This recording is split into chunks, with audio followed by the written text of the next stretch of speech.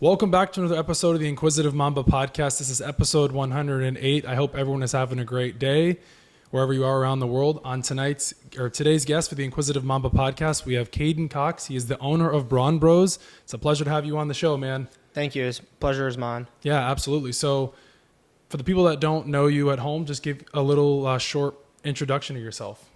All right. Like you said, my name is Caden Cox. I was born and raised in Wichita, Kansas. I played 3 years of collegiate football, 2 at the junior college level and 1 at the Division II level. I played at Butler Community College in El Dorado, Kansas, and then University of Texas, Permian Basin for last season before I was forced to medically retire after 2 knee injuries in 6 months. After that, moved down here to Florida and have been going to school and working down here and really trying to take off on this clothing brand. Been running Brawn Bros for about a little under 2 years now. So Brawn Bros, where did that start for you? Well, it kind of started as as a joke for me and my friend, me and my best friend back home, Previn Kristen. We wanted to make a YouTube, and we started out like just messing around, kind of like Trend Twins like vibe. And to promote the YouTube, we had some custom hoodies made just for me and him.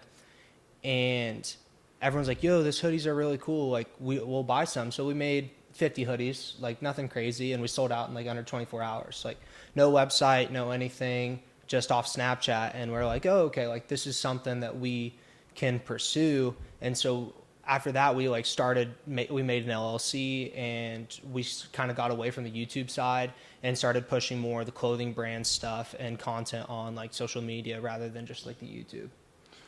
That's so interesting. Where did the idea of Brawn Bros come from? Because there's so many clothing brands out there. There's so many there's just so many clothing brands out there. So like, where did that idea come from? Well, a lot of people, if you're not familiar like with livestock, the word brawn is used to refer to cattle, to talk about like a cattle that's like muscular and like a good looking cattle.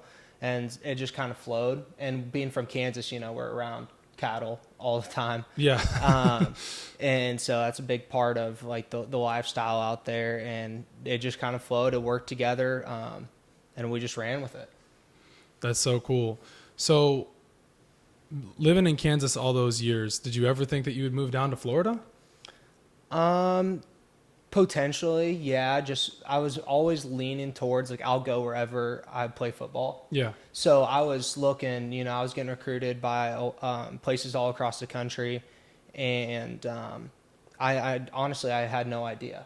Like my parents have always wanted to come down here, and they have a temporary home up in Sarasota area. But me personally, I probably would have never guessed it. If you would have told me I'd be right here right now like a year and a half ago when I first moved down to Texas, I would have said, "There's no way, you're crazy." Texas, Florida, 2 of the most popular states right now. That you lived in Texas last year, Yeah. right? You said now Yes, you're sir. living in Florida. Yeah, so like it's crazy to think about because Texas is booming and Florida's booming. Yeah, I know. I've got to see a lot in a short span of time. Yeah. So the Brawn Bros shirt you're wearing right now, talk Yeah. a little bit about that, because you said before we started it's a new design. Yeah. This is our new drop. We're coming out with the rodeo collection, right? We're wanting to tailor Brawn Bros more towards the faith-based Western Fitness Apparel. I really believe that it is the first of its kind. If we take the company in that direction, like you see a lot of faith-based fitness apparel companies coming out. You see a lot of Western apparel companies coming out with like the show Yellowstone really popping off. Yeah. But you've never seen like faith-based Western fitness apparel, like that small niche. I think we can really stand out from the crowd in comparison to like say like Dark Sport, Anaka Power, some of those bigger name Gymshark places that like they're just kind of basic. Like I want to push like Western designs because we are from Kansas and that is kind of like a culture out there. But then also like I am a Christian, so I really want to not push my faith, but like have little snippets of like, this is why I'm doing what I'm doing. It's not just for money. Like there's a bigger purpose behind like the clothing and what the message is and what it does mean to like be Brawn. No, that's awesome. And I like the design of this shirt. So Thank you. How did you think of the design of the shirt? Well, I've gotten some inspiration. Like I've always wanted to like make some Western clothes. and I just kind of get on there and start playing around on the computer on my design software, and just start throwing stuff together. And I send off like a bunch of designs to like my friends, and kind of have like a mutual like collective, like almost like democratic style, like, yo, pick your favorite 3 out of like 10 designs, and kind of narrow it down and just be like, what would you change? What would you critique? How can I make this better? And then once I do that like 3 or 4 times, then I kind of narrow it down, and I send off the final product to everyone to get their opinions on it. And then I just come back and I put in the order. That's so dope. And the quality looks even good too, because some shirts and clothing brands you see, the quality's not that great, but the quality looks great. Yeah. So our first drop that we did, it was like Gildan print on demand stuff. There's nothing wrong with Gildan, but it wasn't the type of quality that we were looking for. Yeah. We wanted to focus, like I wanted to be able to take pride in the quality that we gave, and it's affordable too. Yeah. It's not like we didn't want to tax. We wanted like all of our friends to be able to wear it. Like, we're in college. Yeah, absolutely. We don't have like the budget to go drop $100 on a hoodie and stuff like that. Yeah. So we want it to be affordable, but we also want to take pride in the amount of quality that we get. So we have all of our clothes custom made with woven tags, and I just upgraded it. We were doing 100% cotton tees. Now we have a custom blend that's 74% polyester, or 74% cotton, 26% polyester. So it's still like that heavy feel, but it doesn't wrinkle as much, and it also doesn't shrink as much either. So. Could you ever see yourself doing like a Florida style collab of Brawn Bros, or do you just want to keep it like Midwestern or like Western style since you're from Kansas? I definitely could see like doing like if you're talking a more coastal vibe. Yeah. Then yeah, absolutely. But it'd probably be like in the future when I have our next drops like kind of planned out for this year already. Yeah. But I would not be opposed whatsoever into going into like a collab with that at all. So starting your brand, because I feel like it's really hard to really like put yourself out there, because like there's so many different clothing brands, there's so many different influencers and social media pages. So how did you really get Brawn Bros out there for other people to see it? To start off with, it helped that me and my partner, Previn, both were like known in the gym scene and the athletic scene in Kansas. We both played college football, and so that helped. And Previn was TikTok famous in early 2020. Oh, okay. Like, I mean, that really didn't play too much into it, but like in 2022 when you started, it kind of like had like his following on Instagram a decent amount, and that helped us out a lot. And also just like being personable and going out and networking with people. Like I got the Nelk boys to rock some of it just because like I showed up at a pregame and I just went up and talked to them. I was like, yo, like, I would love for you guys to represent Brawn Bros. Like, I like what you guys do. You guys are good. And that was right before they were getting into their fitness challenge. And so it was actually just kind of a perfect fit. And it's just going out and like networking and taking those chances, because like, what's the worst they can say? No. Yeah. You know, so I just been kind of doing that and not necessarily going through like paid ads. We've messed around with that, but more just like networking, and it's more about who you know than what you know. Yeah. And you network at Crunch Fitness too, or excuse me, Amped Fitness. You network there, and that's how we actually met. I walked up to your pop-up and I was like, this is really cool. And I really I mess with it. It's awesome that you're, putting your brand out there and there's a good purpose behind it. But like you said, you miss 100% of the shots you don't take. You meeting the Nelk boys, you would have never known if you didn't do it, right? Yeah, exactly. So it's pretty awesome. But you did play college football, like you said. So I want to talk a little bit about your football career. So what was it like being a college athlete? It's not as glorified as people want to say it is. Especially and I graduated high school in 2020. And so I was originally committed to KU out of high school. Oh, wow. And then it was my senior year, and I was planning on going there. And then the whole like thing with Les Miles happened. Yeah. And I decommitted. And so, and that was October, November, senior year. So right before like first signing day. And if you're a Division I guy, that like you really don't have a chance to get like signed that late on your senior year. Everyone commits before junior year. Yeah. And then so I went JUCO because of that, because I was like, I still want to play Division I, and Butler's has won the most national championships in our in junior college. And so they're a pretty well-established program. They're known for getting their guys out, especially if you're a Kansas guy. And then COVID happened. And then Division I coaches couldn't come in and recruit for a year and a half. And we didn't have a fall season. And so I think we had that fall season, my first freshman year at Butler, we had 40 days in a row consecutive of live scrimmage. That you never hear that. No. Not even like when you're peewee and your body can handle it. Like you never hear that. We had like half of our team was injured after the end of the 40 days, and that was because our coach was so upset that the defense couldn't stop the offense that they said, we're going to live scrimmage every single day until you guys win. And so we just kept doing it, did like 40 days in a row. It was like my body's never felt it. It was actually insane. And that was just like junior college level. Yeah. Honestly, I would probably say that the junior college level was harder than the Division II level that I went to. And that's not knocking the guys at the D2, but like we had, I think 27 guys go to Division I. Wow. Like Jeremiah Crawford was offensive tackle for the Tennessee. He was offensive tackle when I was there. We grew up from rivalry towns, and he's now at the Carolina Panthers. Like we have guys all over the place. We had Cooper Lovelace, who's offensive tackle at USC. Like we had skill guys. Like it was just a whole nother ball game out there, and people really underestimate the quality of competition at that junior college level and how intense it really is. The JUCO level, yeah. No, I've talked to former athletes before, and they've said the JUCO level is no joke. Yeah. Like because you're pushing yourself even harder because you're trying to get to the next step. You're trying to get to the next level. And I've seen that a lot. That's a really good point that you made there, because a lot of guys start off really low and they work their way up. It's like most guys there's a lot of guys that are good enough to play Division I but don't get that opportunity because they've been on off the field issues or they got hurt, and then they're just as good but they don't get that opportunity. A lot of it is the off the field issues. We had a lot of people who kind of matured mentally late, and they learned that the hard way because they were Division I bounce backs. And like you see, like Last Chance U with Independence, they were in our conference, and we played Independence. So like all that stuff you see, our coach wasn't nearly like Jason Brown on how vulgar he was, but he was just as intense.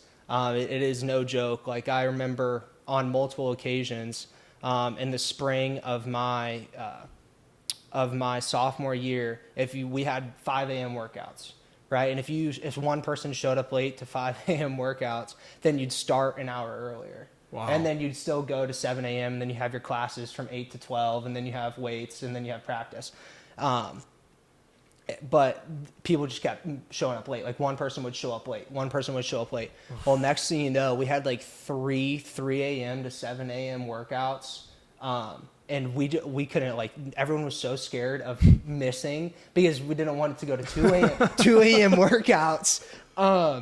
So we just, like, we slept in the football facility on like the high jump mats, like in our little 40-yard crappy indoor facility. We just slept in the weight room. So we didn't want to miss practice. We were so scared of getting 2 a.m. workouts. But like that wouldn't happen at like the D2 level because they have laws. Yeah. Like they have the regular JUCO, all of that's out the window. Did you have you said you were talking about Last Chance U on Netflix. Did you ever see the basketball version of Last Chance U? I don't think I did. It was the East Los Angeles College, ELAC in LA. Okay. And it's very similar to that. And that coach, I forget his name, John something, he just would run those guys ragged. But it made them into the men they are today. And some of these guys have blown up on Instagram. One of the main guys, when they first started, it was the first season, he blew up on Instagram. He's like an influencer for basketball now. So it shaped them into the men they are today. And it's a big part of people's lives. It's that structure. It's that discipline. Yeah, sometimes coaches take it too far, but they just want the best for a lot of the players. Oh, absolutely. And for a majority of the players, they need that. Yes. They truly need that structure and discipline to shape them into like men, because like the JUCO level, a lot of times it's kids that are 18 to 20 years old. Yeah. So it's fresh out of high school. You're away from your parents. You're away from any structure, and you don't know what to do with your life. It's real. Like a lot of these coaches, they really can form like a young boy into a young adult and alter the trajectory of his life. Absolutely. I mean, there's a lot of guys in the NFL that started off in that way, and look at them now. But yeah, no, I mean that's a great point there. And I also think too, sticking on the JUCO part here, those guys aren't given the opportunities that the D1 guys are given. They're not. There's no incentives. There's no money. There's no hot good. There's no real good meals. I mean, like, it's not like it is in Division I. Like, you either sink or swim. Oh yeah. You're not coddled. You're not catered. You're not catered to. It's real life. Oh yeah. No. No disrespect to Division I athletes. I'm just saying that you said the JUCO level is a complete different ball game than Division I football. Yeah. There's no facilities like there is in JUCO. JUCO facilities compared to Alabama's facilities, it's not even comparable. Oh yeah. It's definitely a whole nother ball game. I mean, we were blessed to have good facilities at Butler. I mean, our weight room was older. It's not the worst, but being a Kansas JUCO, they offered scholarships, which helped. Yeah. So I was on a full ride, and I got my housing too. But like the junior colleges in California, they don't have scholarships. Oh wow. Yeah. So it's all like their tuition's free. Yeah. Right. But they don't have scholarships, so they have to provide for a living. Well, the cost of living in California right now is crazy. Yeah. So I live there. I know. So like that's how you get a bunch of people living in their cars. Living like 8 people in a 2-bedroom. Like when I went to University of Texas Permian Basin UTPB, we had like 12 guys from Cali JUCOs and heard some crazy stuff. Had a couple guys who were like almost 30 years old, who were locked up in prison, and they completely turned their life around after going JUCO. But like the stuff that they had to go through, it is kind of admirable. Sounds like a Netflix show. Honestly, some of these guys could have had a Netflix show on their biography. Like they've been through a lot, and it's only 30 years. That's insane. So sticking on college football, what do you think of NIL in college football now? I think the players should get paid. I think that there needs to be more acknowledgement of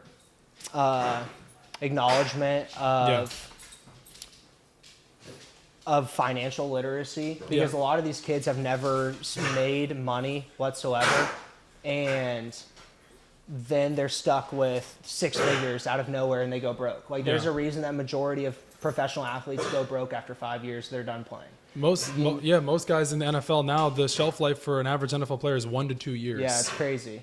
It's crazy. It doesn't, and it's not something that can last for a lifetime. Like that money, like you make a couple years, it's not going to last for a lifetime. Hey, buddy. Hey, go lay down. Go lay down. It's all good. Oh, that cough. Yeah, that's what I'm taking to the vet. Hope he doesn't have kennel cough. But so Reggie Bush just got reinstated to get his Heisman back from, I think it's 2005. Guys, don't get mad at me if I get the date wrong, because a lot of people come for me on the internet. But do you think Reggie Bush should get his Heisman back? Oh, 100%. 100%. There's every single guy that I know prior to NIL that went like big time. Yeah, they got paid. Yep. They it's hands down. Like all the my coaches that played Division I, like big time, they got paid. It's just under their parents' name, or their mom got a brand new BMW or whatever it is. They get paid. It's just a different way of going about it. Now, how you go about it, I don't know, but they should get incentives, because NCAA is $1 billion, multi-billion-dollar organization. Like they should get incentives for making that. Because without the players, then there is no NCAA. Well, going back to basketball, LeBron James, when he was in high school, I don't know if you ever saw this, but he was gifted a Hummer by his mom. It was a yellow Hummer, and they said that it was that he had to get suspended and they had to reinstate him and stuff. But his mom actually got it for him. They say. But anyways, the point here is that's the kind of stuff that's happening in collegiate sports all throughout the years. These players aren't getting paid. Yes, they are. They've been getting paid since we've been this high. Yeah. You can't tell me Nick Saban, going to basketball, John Calipari, those coaches weren't paying those players. I mean, the Arizona coach a couple years ago, was it Sean Miller? He got caught with the DeAndre Ayton paying him on recordings, like $100,000, $150,000 for the year. So it's like, now that NIL is out there, yes, they should get paid. You hit the nail right on the head. And it opens the door to guys who aren't the number one recruit of expanding on their likeness. And with social media and TikTok and stuff like that, like Livy Dunn, Yep. What other than her TikTok or her social media presence, what value did she actually bring to LSU? People weren't going to LSU just to watch gymnastics. They went to watch football. Right. But because she knew how to market herself and her brand, then her NIL deals would blow up. So that gives opportunity to people of any division to make a brand for themselves and really expand on it. There's some players that aren't even like they're not big name, but their NIL and what they do on social media, how they present themselves, has really solidified themselves in the sports world because of their social media presence. There's players that aren't as good that don't really get to play, but they get to be showcased through NIL. Yeah, there's actually a basketball player. I think it's Brandon Dwyer. That's who I was mentioning. I didn't want to name drop him, but well, I've never met the guy. He seems like a super nice guy. But just being here at FGCU, like I see his stuff on Instagram and TikTok. And I didn't want to name drop him. He just posted that video, I think, of more, like degrees over points, like more degrees than more points. I'm like, dang, that's tough. But like, he's doing well. Like, shout out to him. You caught on quickly, man. Shout out to him, dude. Like, but that's the exact market that like you should be able to have. Like, he took the opportunity that he did, and maybe he didn't get on the court, but he was innovative. Yeah. And he made his brand for himself. Yep. He's doing brand deals now. A friend of mine, Clifford Taylor, they're repped by the same agent. It's Michael Raymond. And that's why I didn't say a name drop, but you caught on really quickly. And yeah, shout out to him, man. Brandon Dwyer. He's doing his thing. And look, he's put himself right in the college basketball world because of what he's done on social media. So I think it's really cool, and I'm all for it. So you do think Reggie Bush should get his Heisman back? Oh, 100%. Yeah. 100%. And I'm happy that like people like, I mean, I think it was a little too late, but people like Johnny Manziel and stuff. Yeah. Yeah, Johnny Manziel is another one. Yeah, he said that he wasn't going to step foot on the Heisman stage again. Yeah. If Reggie Bush didn't get his trophy back. Now I don't know how much of a role that actually had in Reggie Bush getting his Heisman back, but absolutely he should. Everyone knows that these players have been getting paid for years and years and years. I am really shocked though that Reggie Bush did get his Heisman back just because how old school the committee is. I mean, they did leave out FSU in the college football playoffs. Everyone has you can debate however you want to go about that. But yeah, I really didn't think Reggie Bush was going to get. I think he deserved it to get it back, but I didn't think they were going to do it. And I don't know if the Johnny Manziel thing played a factor into it, but I just thought it was interesting that they did do it. Yeah, I mean, I think it was a matter of time, especially since the NIL is coming back. Well, speaking of that, NCAA EA Sports 24 is coming out. Is 2025. 25. Yep. I'm psyched. July 12th. I know. Honestly, I'm a little bit salty that I'm not in college. While I'm playing that, because it would be like my senior year. Yeah, you get paid too, like 500. I think they said they were giving players 500 or 1,000. I believe it. Yeah, but that would be so cool. Like if I was still at KU, then it would be my senior year and I'd be on it. But I mean, it is what it is. I can't wait to play with K-State and my boy Avery Johnson. He was a freshman when I was a senior. He was a quarterback, and he's just blowing up at K-State right now. Like K-State's gonna be a real contender. I think that he is going to go big time in the league. I can't wait to play with him on NCAA. It's going to be awesome. And remind me of Kansas's quarterback's name. He's a potential Heisman candidate next year. I can't think of his name. It's not Bean. Bean was Jaden Daniels. It is Jaden Daniels. Or Jalen Daniels. Jalen Daniels. Yeah. That's what it is. Yeah. Jalen Daniels. I knew it was the Daniels, but Jaden LSU. So with the new NCAA coming out, are they going to have the players from is Caleb Williams going to be in it? Is Jaden Daniels or no? Right? I don't think so. I think it's only going to be this upcoming year. Unfortunately, I would have been sick if they were. I know. It would be really freaking cool. They did just drop the cover too. So I saw that. Yeah, I'm excited about that. July 12th. It's going to be. It's been 10 or 11 years since NCAA has come out. Dude, I can't believe they even got it. I'm really surprised. I think that it should have happened a long time ago. They've been talking 100%. about this for 5 years now. Oh, NCAA's coming back. NCAA's coming back. Well, now it's finally here, but long awaited. Long awaited. It's gonna be a lot of fun. I'm super interested and excited to see it. So sticking on college football here though, are you excited for this upcoming season? I am pretty excited. I'm really excited to watch. I don't really have a team right now, just because I didn't play at the Division I level. I was always focused on like I'll like whoever recruits me. Yeah. You know, like that was kind of my mentality. I never went to games unless I was on a visit because I didn't want to feel like a fraud. Yeah. Like I didn't want to be at that game unless I was going to be playing there. Yeah. But I am excited to watch all the guys. Quiet. Watch all the guys that I played with at junior college play in this upcoming season. I do pay pretty close attention to them. It's going to be the first college football season without Nick Saban in a long time. No I know. Nick Saban. It's going to feel weird, even though he's going to be part of the McAfee show. Or is it McAfee show, or is he doing the game? He's doing College Game Day. College Game Day. Saban, I think it is. Honestly, I'm not sure. I think it is, yeah. but it'll be cool. I mean, no Nick Saban this year. It'll be interesting. It'll be to interesting see. how Alabama does. It'll be really interesting. Yeah. I mean, they got a great coach in Kalen DeBoer, so I'm a Gator fan. So hopefully we have a really rough schedule coming up. We have a really rough schedule in the SEC. So I'm nervous, but I'm excited to see what Graham Mertz will do for his last season, and then we'll see if DJ Lagway gets any snaps. Yeah, I'm excited to watch Graham Mertz. I actually played 7-on-7 with him in high school for Epic 7 Midwest. Oh, wow. My first year and his last year there. Yeah, he was pretty solid.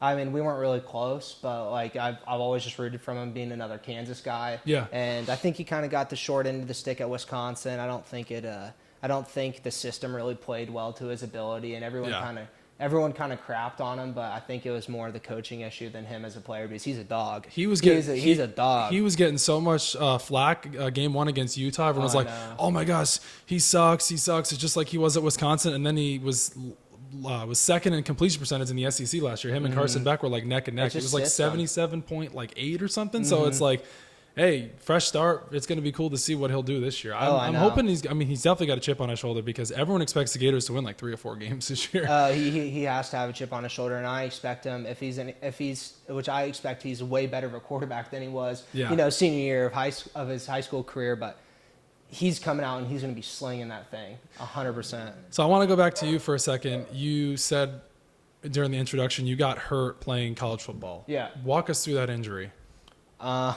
Which one? I've gotten hurt at the one that like your severe injury. My severe. Yeah. Well, I had 2 knee injuries, and I had a knee injury in October of 2022 at University of Texas, Permian Basin. We were playing Eastern New Mexico, and we were over there, and I was following my lineman, had just right behind her, like basically ready to throw him to the side, and someone just like crashed in and dove straight through, and my foot was planted and took a helmet right to the knee.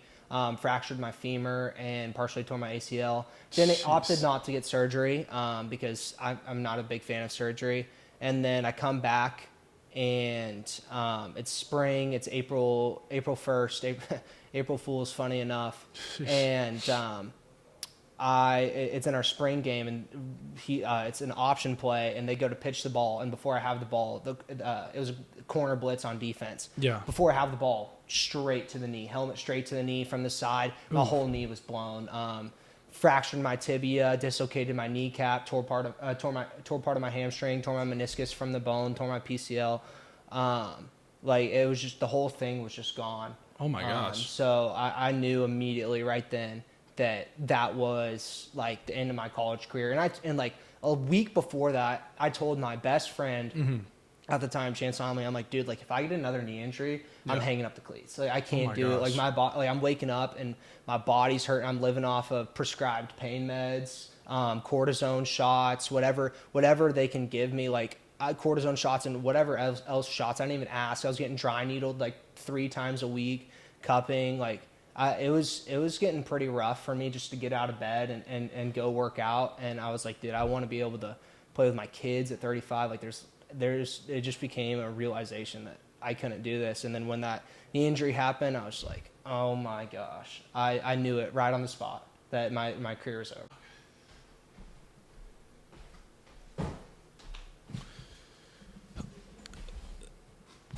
So we were talking about your college football career, but also could you see yourself ever get into coaching? Yeah, I could see myself getting into coaching, but just not as a full-time career. It would be like a side hustle or more. It wouldn't be about the money. It'd be about making a difference in those young men's lives, because I had some I had many coaches that truly helped sculpt me into the into the man that I am today, and specifically my father, because my father was one of my coaches when I was young in football and basketball, and he always held me very accountable. Like he was way harder on me than the other kids. It wasn't like oh, daddy's kid. Like it was always like if I lipped off or I did something, I'm sitting the whole game. Like it wasn't like your daddy's kid. Like I wouldn't start many games just to like build like the humility and make me work for it. And that really helped. And then not to mention like my high school coach, my middle school coaches, like they really had an impact in my life. So I could see myself going back and helping out for sure.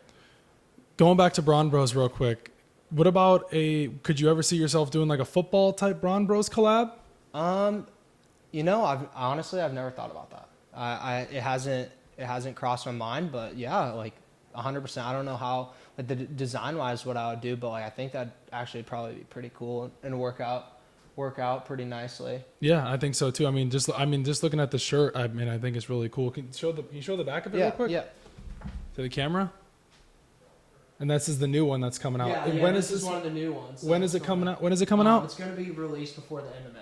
Okay. Yeah. So this is coming shortly. I'm working on getting photo shoots and a videographer going. I've called Lee County to see if I could use their rodeo grounds to do a photo shoot. So it would be pretty. That would be pretty dope. It'd be pretty cool. So. Yeah. Because down here we're not really like rodeo style. Like we're not. At least not on the coast. But you go 30 minutes. You go 30 minutes. Oh, inland. LaBelle. Yeah, you got LaBelle. Yeah, well, LaBelle, Arcadia. Yeah, like true. those are some actual Hicks. Like those are some Southern folk for sure. Yeah, that I'm not really familiar with being out there and stuff. But no, yeah, like I said, I think that would be cool. But so end of May, the new drop is coming. Yeah, that's awesome. Absolutely. So how many drops have you done in total since you opened or you started Brawn Bros? 3, I think like 6. Oh wow. Yeah, they're more seasonal type drops. It's not something we don't really try to keep constant inventory. Like make a theme, and then you create a demand for that, and then you release, and when it sells out, and we probably won't make the same designs again.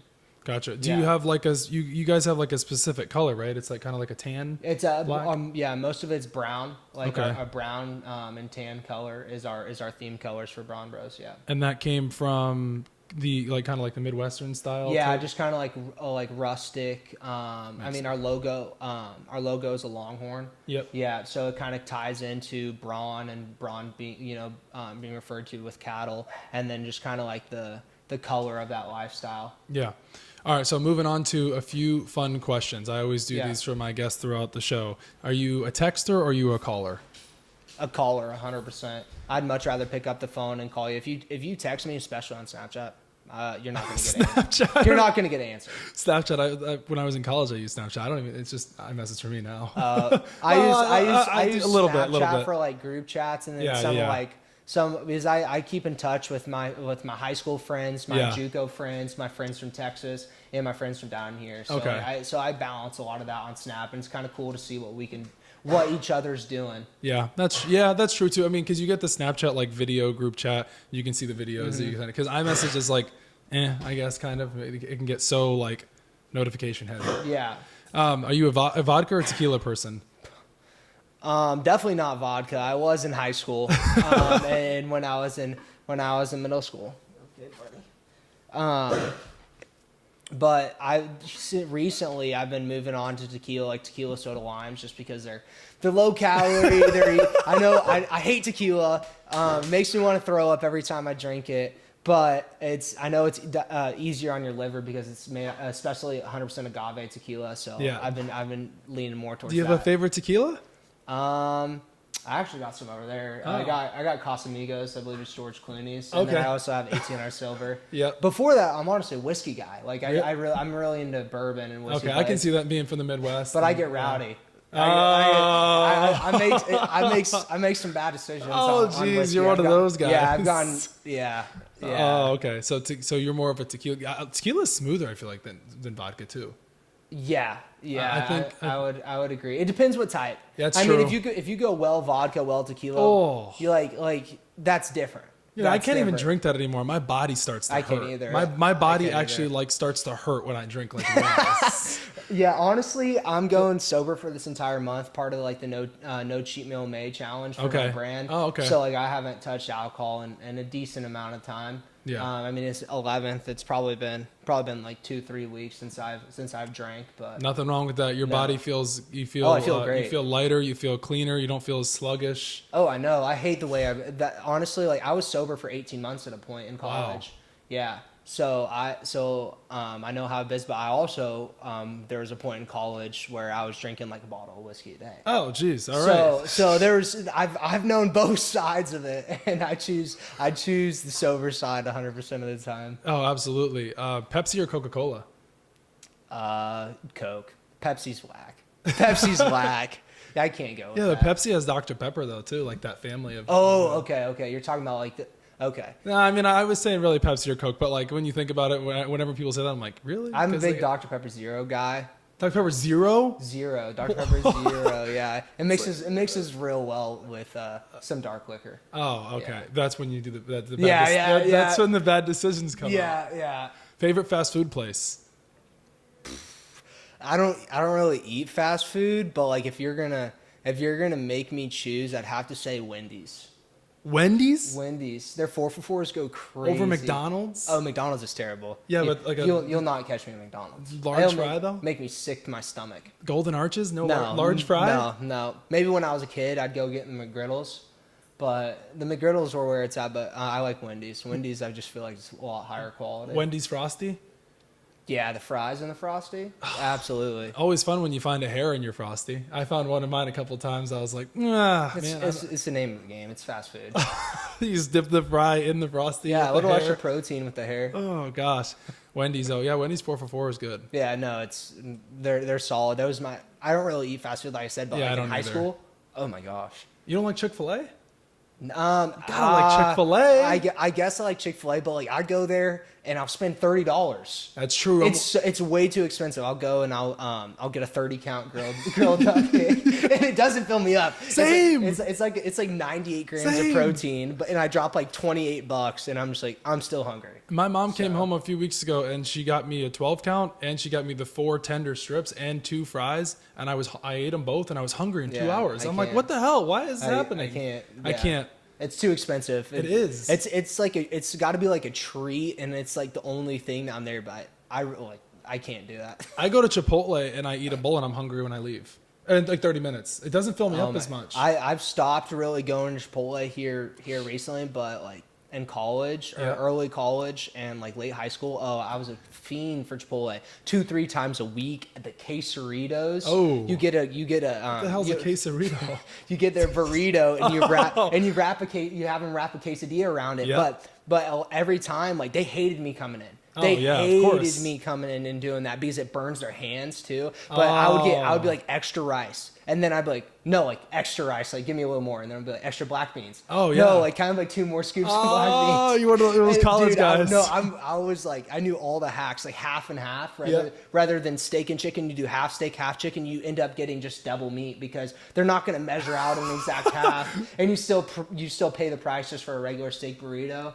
Oh yeah, and then you have them mix it up. These are one of these TikTok hacks. Oh yeah. This is definitely something that you will see on the internet or have seen and people Oh, do I this did. kind of stuff. I did. I believe it. Yeah, it was like junior or like when TikTok first came out. I saw it come out. I saw a video on a quesarito, and I was like, I must. Then that's where you got it from. Yeah, because you go to Chipotle, I'll get the bowl, but if I get the burrito, that's when it fills me up because I'll do your little way or however you want to call it. I go I don't do double meat. I do double rice and double black beans. So I do extra, and then I get whatever else I need. Yeah, because it's free. Yeah, You don't have to exactly why I do More it. bang They for your don't buck. get mad though. However, though, I went a few weeks ago and I got so ladies like, oh, we ran out of chicken. I go, you ran out of chicken? How'd you run out of chicken? She goes, I go, can you go check the back? She walks back like slowly, almost to the back, and then she makes a left and she goes and checks on the other side where they have other chicken and steak, and they had it there. I was like, so you didn't run out of it? Oh no, I really just didn't feel like getting it.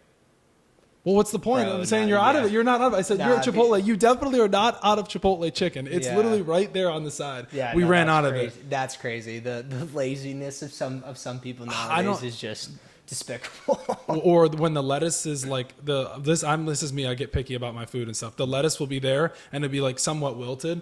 And I'm like, do you have any fresh lettuce? I don't know. I can go check the back. You know you have fresh lettuce back there. Why are you leaving the nasty? You know how you fix that problem? What? You don't eat rabbit food. You don't eat no lettuce. Oh, right. Yeah, stick to that protein. Hey, just a little bit on there, just a little layer, texture, just a yeah. layer because it I gives it a gotcha. little more to it. I won't get the guacamole anymore. Though. I'm not paying the extra $1 for it. I'm not doing it. That's absurd. Well, Yeah. it used to be free. At Chipotle? Yeah, I think so. No way. Really? No way. Well, the then the prices were cheaper back in like when bowls of think chicken the used to bowls be were like, what, $6.75 yeah. for a chicken burrito. It was $6.75 in Wichita, Kansas. Oh my When I gosh. first started going to Chipotle, because like I had it memorized. I would pay cash directly down to the dime, or to the penny, and I would $6.75. go in and I would get it, and it was amazing. But now you go in there and you're spending $12, $11, $12. Maybe it wasn't free, but they would give it to you for free. potentially. Yeah, they wouldn't charge you, and I'd be like, oh, okay, like I'll just get the guac, and then now it's like no, so I don't even ask for it anymore. Yeah. So, are you an NFL fan? Yeah, I'm a big Chiefs guy. I was waiting for this. I'm a big Chiefs I knew guy. that. I'm a diehard Chiefs fan. If there's something born and raised. Really? Absolutely. I'm from Kansas. I know. What else I knew you were like? going to be a Chiefs fan. I was waiting. I was waiting for this. I was there when I was a Chiefs fan when Matt Castle led us to 10-6, and we went to the playoffs. And I thought, oh my gosh, this guy's our savior. Yeah. I was at the game that they called the Toilet Bowl when the Chiefs played the Browns when I was like 6 years old, and Josh Cribbs had like 3 punt returns for a touchdown, and we still ended up losing to the Browns for their 3rd win of the season. So you're an OG Chiefs yes, fan. Absolutely. I love this. This is great. Yeah. So let's talk about it. Travis Kelce, is he the greatest tight end of all time? Oh, I would have to argue, yeah. Really? Over Gronk? I would have to argue, yeah, just because of his longevity. Mm-hmm. His longevity and the numbers that he puts up. Like, yeah, if he wins another one, there's no question. Do you think the Chiefs can three-peat? It's going to be tough, but I wouldn't put it past him. We need some more offensive linemen, and we need another wide receiver. I know we took Xavier Worthy, right, from Texas. Yep. He's basically like another Tyreek, but he's 20 pounds under Tyreek. Yeah, he's really light. He's crazy fast, but it's going to be on how they use him. And Andy Reid's a mastermind. Yeah. So I want Big Red. Yeah, I want to be surprised that if he figures out something crazy to do with Xavier. And I mean, I like Pacheco, but I think we need another solid running back. I know they just signed my boy Carson Steele, so they signed him as a free agent, but I wouldn't be surprised if he doesn't play this year. So Did you see the rugby player they just signed too? I can't pronounce his name. I did, but I didn't follow like too much on him. I can't pronounce his name, but hey, maybe they'll put some packages together for him too. I wouldn't be surprised. Andy Reid's open to anything. All the girls will love him because he's a good looking guy. Yeah. It'll be another one of those things. Yeah, I get that. Patrick Mahomes, is he a top 3 quarterback of all time? Numbers don't lie, and he's getting close. He's getting close. I don't know if I could sit here and say that he is because how many years has he been? How has he been in the league? What, 7. 7. Yeah, Okay. so he 6 years as a starter. 1 year he sat behind Alex Smith. Alex Smith. Okay. Yeah. I don't know. I mean, you give him a couple more years, and he gets to that double-digit mark in the league. I think you really have to start, and he keeps up his performance. You really have to start putting him up there. He already has 3 Super Bowls. He has what does he have? The second most postseason wins of all time. Yeah. Brady won. He has the second most. I think he just passed Peyton Manning. He has 15 now. I mean, the only person I think in the AFC that can really stop him is Joe Burrow.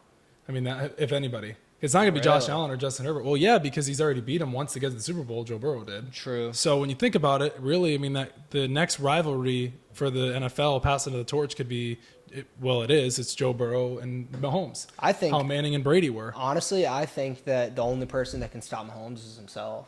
Wow. I don't think that any defense, like when he's on, he's on. Because a great offense is always going to be a good defense. Yeah. Like a perfect ball is always going to beat great defense. Yeah, absolutely. You know, so if he's throwing dimes consistently and Andy Reid is scheming up like he always has, I really think that the only people who will be able to consistently beat the Chiefs are themselves. It's going to be lack of discipline or contentment that gets the best of them rather than another team. So they lost L'Jarius Sneed because he got traded to the Titans, but I really don't think that'll be a major loss for them because I think they'll just figure out a way. I mean, it's with Mahomes, obviously, on the offensive side, but on the defensive side, they still have a lot of pieces. Yeah. I mean, Trent McDuffie's a stud. He was arguably the best slot corner in the NFL last year. Chris Jones, they re-signed him. Yeah, I'm excited about brought that. back Drew Tranquil.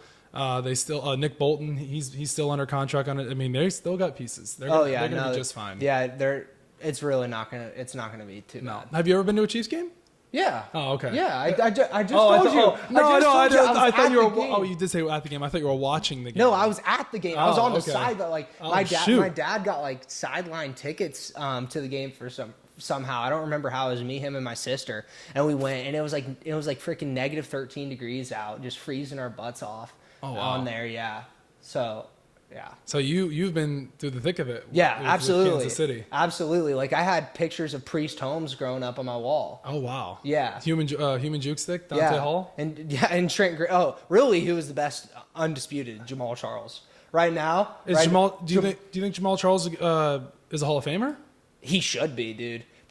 Without him on the Chiefs, I don't think we would have won more than one game a season. Wow. Like he was the backbone of the Chiefs. He was not Barry Sanders, but like dang close with the Lions. You know, like Barry Sanders was the Lions, Jamal Charles was the Chiefs at the time. We had no quarterback. No. We had no quarterback. It was Jamal Charles. Yeah.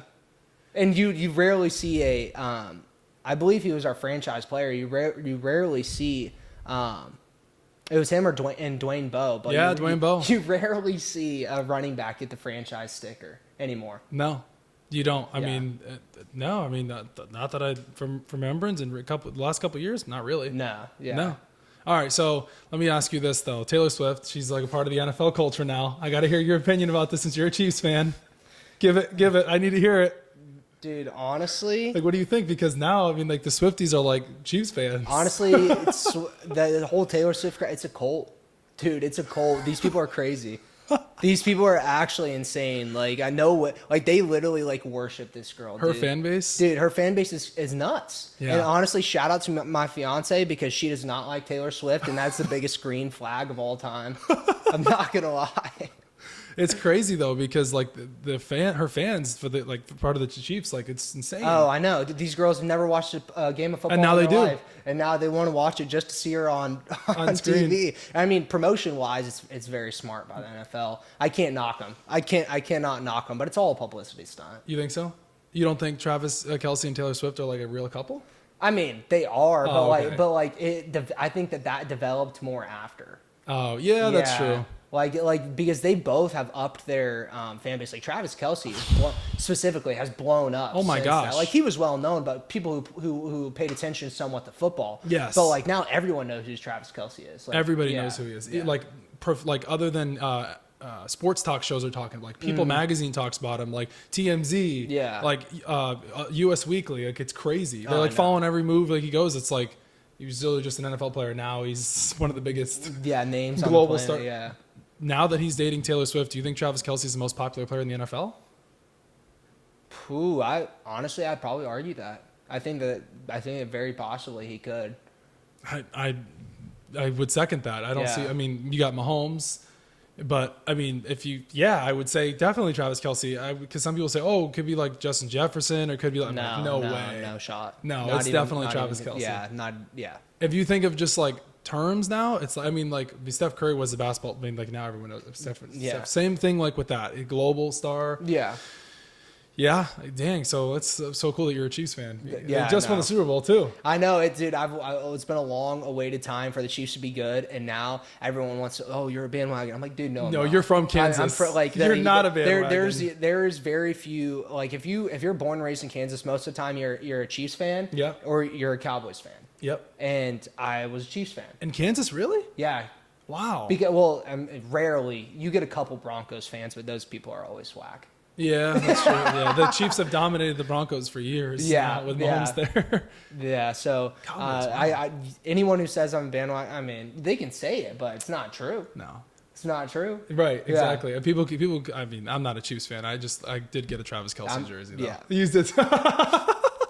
That's fair. Hey, why not? I honestly, I got a Travis Kelce jersey before he started dating T Swift. I really liked him. I thought he was a dog. But then after that, I have yet to wear the shirt. Oh, no. Because I'm just like, bro, everyone's just going to think I'm like I'm a Swiftie. I'm like, nah. Like, that's You're not. But it's okay. Yeah. It's okay because, I mean, like, her crew or her Swifties or fan base is like part of the NFL culture. No, real, it's insane. Real talk. I'm probably gonna get a Carson Steele jersey. Is your this boy? year. Yeah, he worked out at Ant.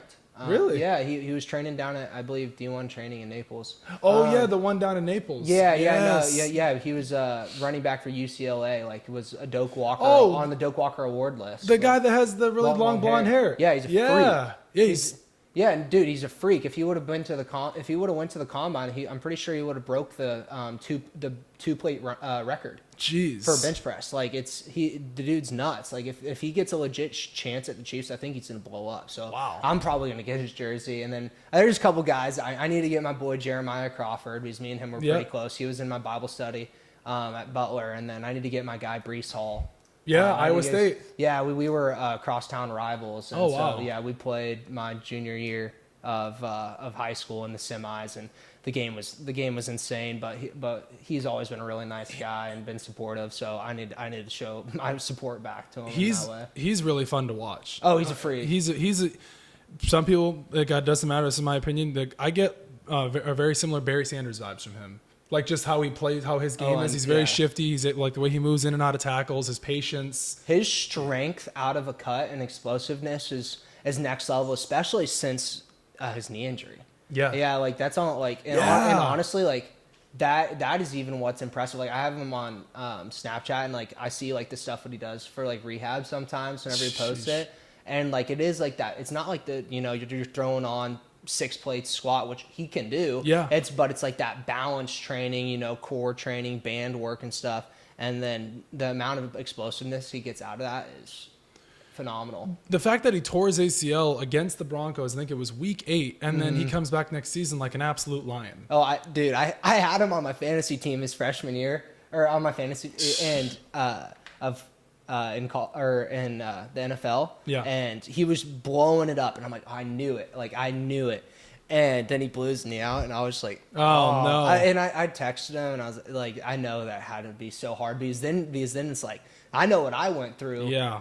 So I couldn't imagine, like, being your first year, you're going crazy, and then you blow your knee out. Like, especially as a running back. He was balling. Yeah, running back. The running back life in the NFL, like, one, it's short, and now they don't even teams and owners don't even want to pay them. No, they don't. Running back is you don't even need a good running back anymore. Like, it helps, but you don't need a great running back like you used to win a championship. Because look at the Chiefs. We don't have like, Pacheco is a dog and he runs really hard, but he, like, before that, like, we really didn't have, like, a set guy. Like, we didn't have no Barry Sanders. We didn't have a Christian McCaffrey, stuff like that. I love the running back debate and the conversation, because running backs now, some of them have gone on strike because I want to get paid. Austin Eckler vouched for them last offseason. But also at the same time, when you think about it, should they get paid? And you sit there, you're like, well, they're a dime a dozen. But then the other side of the coin is, well, there's a few, right? You got McCaffrey, you got Saquon, you got those are the main two right there that come to mind for me that are paid the big bucks. But do they really need? I don't know. I'm kind of leaning towards more the running back shouldn't be paid. Really? That's crazy. Running back should be paid? Yeah. Why? Why, dude? A running back is invaluable. Like, invaluable. If you and watch this, everyone kind of went through the West Coast. Yeah. But a lot of people are going to start here in the next 5 years. I guarantee it, people are going to start transitioning back into the hard-nosed running back, because all these defensive guys, you don't have 260-pound linebackers anymore. Right. You get a 230-pound running back running downhill full steam like a Walter Payton at you. They're not going to be able to stop him, because you got all these lanky 6'3", you know, with a 6'6" wingspan that weigh 200 pounds, but run a 4.4. Well, it's a simple amount of inertia. Like, they're not going to be able to take down these stout, like, people who squat literally 600-700 pounds. Like, the game is going to shift once again. I think it's going to be a cycle of going back and forth. So you think that running back should be paid? Absolutely. But then again, the Chiefs, though, they've proved that they don't need to be paid. I know. I think that is an outlier. The Patriots, too, all those years when they had James White, Danny Woodhead, Lawrence Maroney, LeGarrette Blount, they were never paid. Yeah, they had Brady, of course, but still, I mean, you look around the NFL, look at the teams that have had to pay their running backs and that have been in absolute purgatory. Yeah. The Steelers had to pay Le'Veon Bell. They were still paying for them. Then he went to the Jets. Then you had Todd Gurley, who had the knee injury.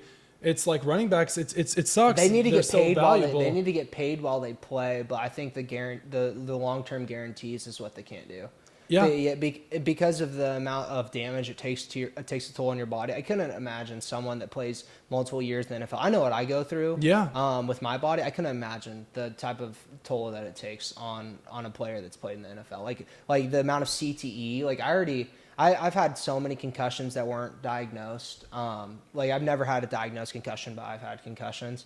And I couldn't imagine, like, the CTE that some of these guys are going to have. Like, I mean, you already see it, like, with people with, like, Antonio Brown and stuff. But, yeah, they need to get paid while they're doing it, because they're dang near risking their livelihood, you know, and their future to play for, 3 years? Yeah, if that. Yeah, they need to get paid, but, like, the long-term guarantee or something, or some type of benefit needs to come out of it. What do you think about the NFL this year implementing players are allowed to wear the concussion padding on their helmets during the game?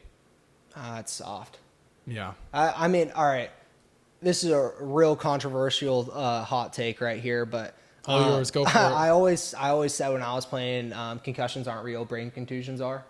I think that concussions are overdiagnosed for the most part. Like, if you get your bell rung, everyone says, "Oh, it's a concussion, you're out 2 games." No, I don't necessarily believe that's true. You definitely get concussions, but everyone has a concussion. Now you see way more knee injuries and ankle injuries because they've been throwing targeting at everything left and right. Yes. Like, football is not what I grew up wanting to play football anymore.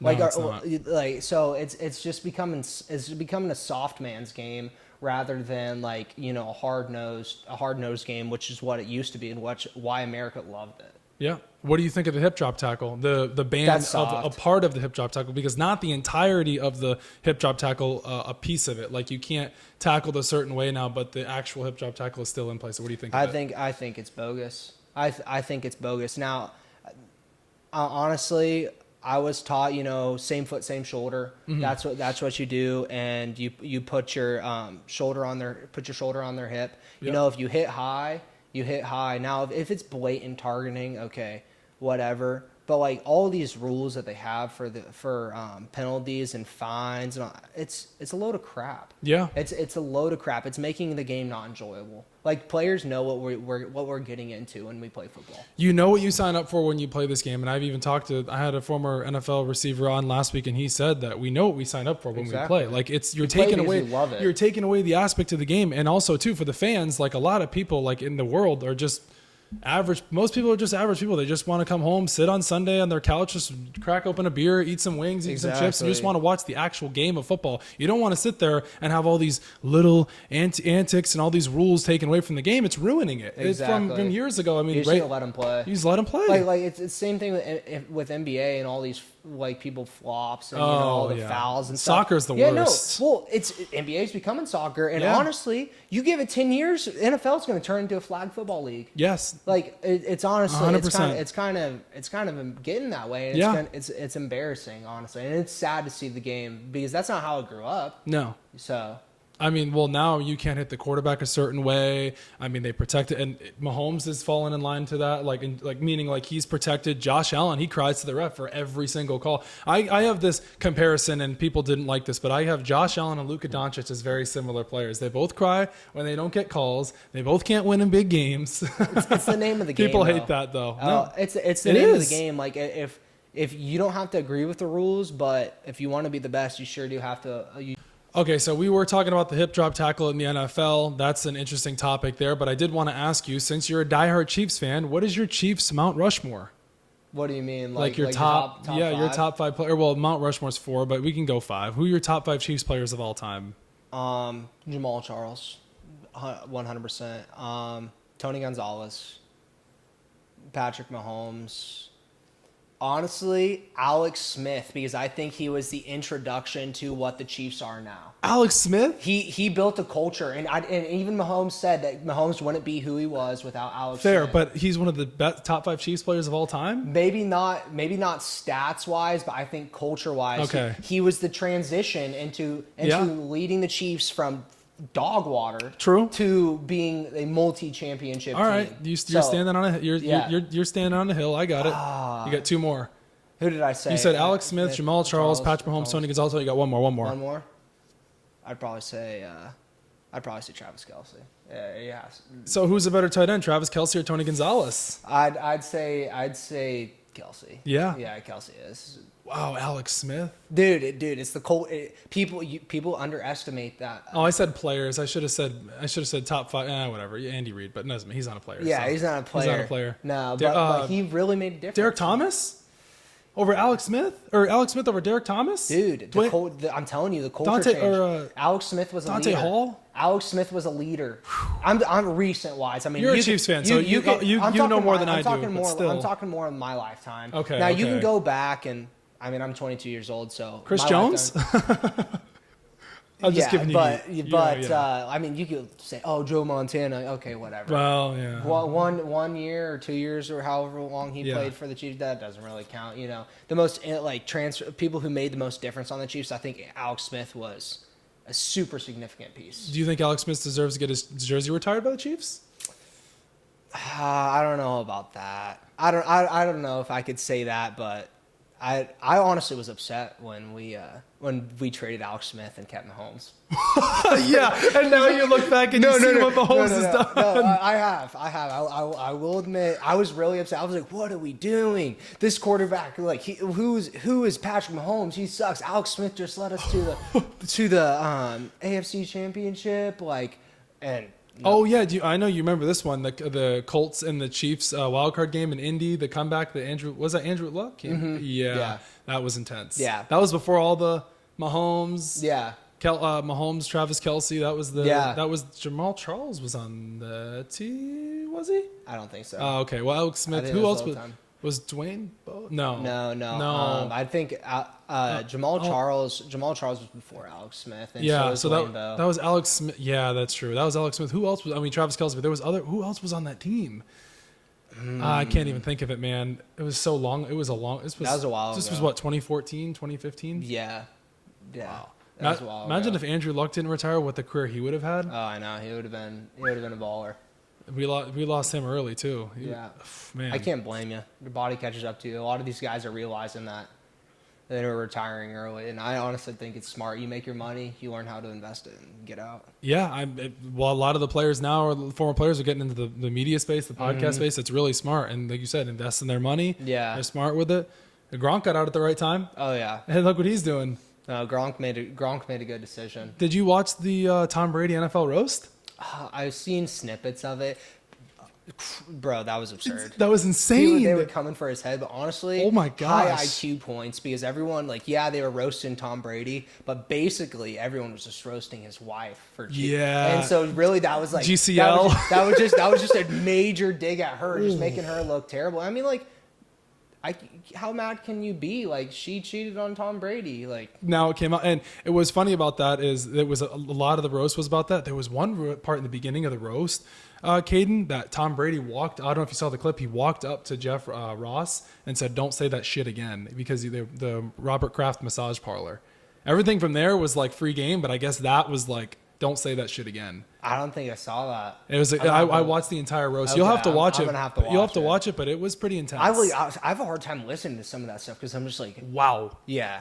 Like, I'm gonna have to watch it. It was intense. The worst part I think about the roast, I don't know if you saw the clips. Ben Affleck, he looked like he was on a whole nother planet up there. Okay. Everyone was just like, his roast was horrible. The crowd wasn't even laughing.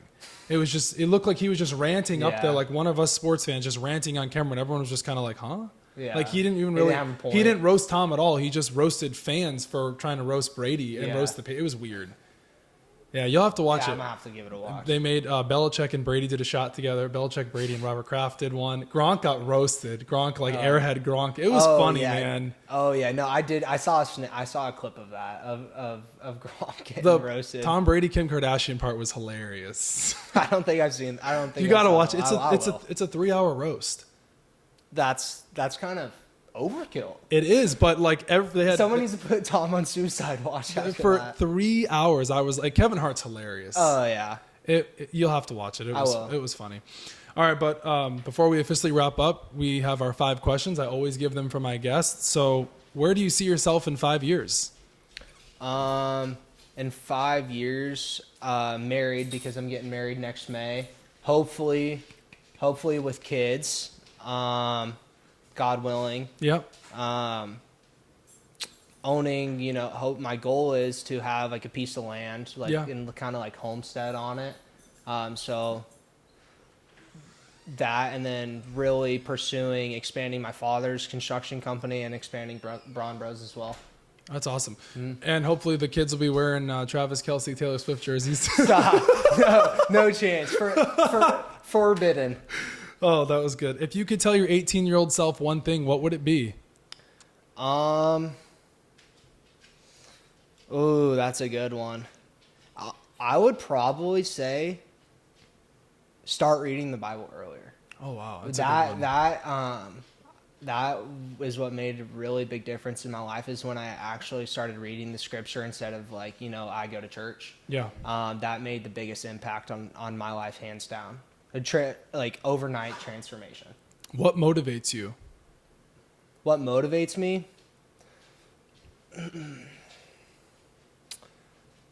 I would have to one thing that I have to remind myself is when I go to the gym or when I do things is to let the cross motivate me. Mm-hmm. Right? Everyone says I can do all things through Christ who gives me strength. Philippians 4:13, a lot of athletes have that in their bio. But what does that really mean when you think about it? And when you think about it, it's your whole life, or as a Christian, is to glorify God and further his kingdom here on this earth. That's why when Jesus gave the Lord's Prayer, it's may your will be done on earth as it is in heaven, right? So as a believer, we seek to do God's will, and that overall is what motivates me. I can't say 100% of the time, because I do have selfish impulses and selfish ambitions, and I try to put that off as much as I can. But my ultimate goal is to have the cross and God's kingdom motivate me. What is the weirdest thing you've ever eaten? Goat balls. Goat balls? Goat testicles. Why did you eat those? I got tricked, and they're called mountain oysters. Oh. Have you ever had mountain oysters? No. But I went to a VFW out in Dighton, Kansas, and I was out pheasant hunting, and my dad told me and my friend Wells Paget, who golfed at Auburn, we grew up together, and they handed us, here's a chicken tender basket. Oh yeah, for sure. Yeah, and so I was 3rd grade at this time. I'm okay, whatever. I take a bite, and I'm like, this is awful chewy. What is this? And then we're just dude, what are we eating right now? This is not chicken. They're it's chicken, we promise. Oh. And then they're like, no, it's goat testicles. And me and Wells just look at each other, and Ooh. We're just oh my gosh, I feel gay now. Side of ketchup too? Ranch. Really? Did you? Yeah. Oh my gosh. Yeah. Goat testicles. Yeah. What do they taste like? They honestly, I would consider them to alligator. If you've ever had alligator. No, I never had it. I mean, we live down here, but I mean, I've never had it, but I've heard of it. It's like a chewy. The texture is completely different from chicken. Honestly, it's probably you get a bad piece of chicken and it's rubbery. Oh, nice. Yeah. Yeah, that sounds disgusting. Yeah, it was not good. Yeah, that sounds gross. Safe to say you won't. I'll not do it again. I was tricked into doing it. What advice do you have for individuals entering your industry? focus on quality rather than just price. If you're talking specifically the clothing brand, focus on getting good content creation and creating a demand before just going and buying a bunch of inventory and being forced to sit on it. And be open about it. You know, don't be conceited, like in your own knowledge. Always keep an open mind and be willing to learn and approach every situation with humility, as if and whenever you talk to someone, assume that they may know something that you don't. So you open your ears for them. Well, before we officially wrap up, you got to plug your socials, and where can listeners find you? Yeah, you guys can find us on Instagram, the Brawn Bros, TheBrawnBros, and TikTok, the Brawn Bros, same tag, and our website is thebrawnbros.com. Awesome. Well, it was a pleasure to have Caden Cox, the owner of Brawn Bros, on the Inquisitive Mamba podcast. You guys can find us on Apple Podcasts, YouTube, and Spotify. We had a hell of an episode. We got a chance to talk some NFL, Caden's football career in college, Brawn Bros, the brand, how it started, his move down to Florida. And we found out that he is a diehard Chiefs fan, and Alex Smith is on his top 5 list of all time. But you know what? We're gonna roll with it. So as always, guys, you know where to find us, and we'll see you next time. Thank you.